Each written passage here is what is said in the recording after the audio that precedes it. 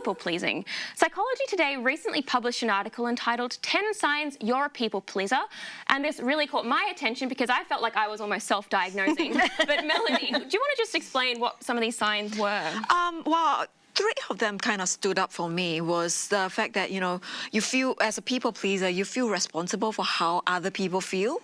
Yep. And then you cannot stand having someone angry at you, and you think that whatever happens, that people are blaming you for it, so that everything's your fault, and that if your own feelings are hurt, you don't actually tell people about it because it's your fault again. Yeah, it's your fault. Yeah. Yeah, but. And you apologise a lot. No. Yeah, well, that's one more as well. Yeah. But one thing is, as well as that really stood out for me that they said is that, a lot of people pleasers confuse pleasing people with being kind. So they say that I'm actually being kind. I'm not trying to please. I'm not a people pleaser. I'm just being kind. See, that's actually really interesting because my boyfriend told me the other day, he said, Mary Ellen, you have a problem with people pleasing, but at the same time, you're one of the most kind people I know. And I was like, oh, thank you. But I think we sort of see people pleasing in this negative light. But is it such a bad thing? Do you ladies identify with it? Have you been there?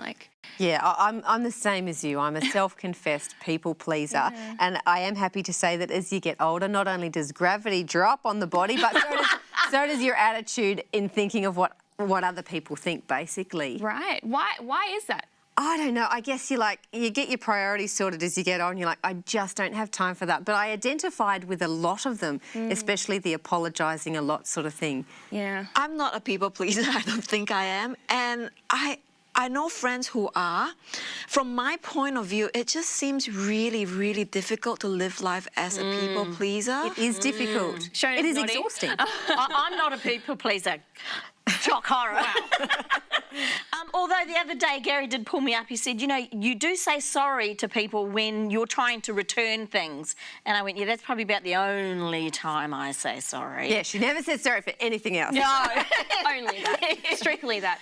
But I guess it's difficult because I think there's a fine line you can walk between being kind and people-pleasing. And I think the Bible calls us to be kind and Christian people. But at what point do you say, oh, OK, I'm getting walked on now. I need to stop doing this? I think when you feel resentment. Ooh, interesting. Wisdom right there. Why? Have you been there? No. No? Just Look, but I'm good at saying no. I'm over the 40s, and I think, like what you said, when you hit an age, you get to a point where you go, I can't be bothered doing this anymore. It's too much energy, takes too much time. And I've got well past that point, and I'm quite happy to say no. It does get to that point where you get exhausted and you're like, hang on, I'm living for other people, but I'm not happy. I now need to start refocusing and going, hang on, I can say no and it's okay.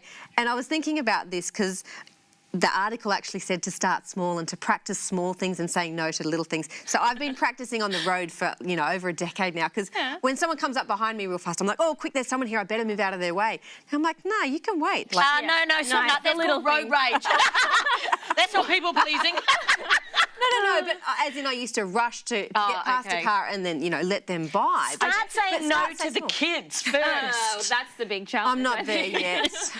Well, I guess there are some people throughout history who I can fairly safely say weren't people pleasers. Shona might be one of them. But those people were really brave and stood up for unpopular beliefs and made a positive difference. For instance, Maya Angelou, Nelson Mandela and Queen Elizabeth I.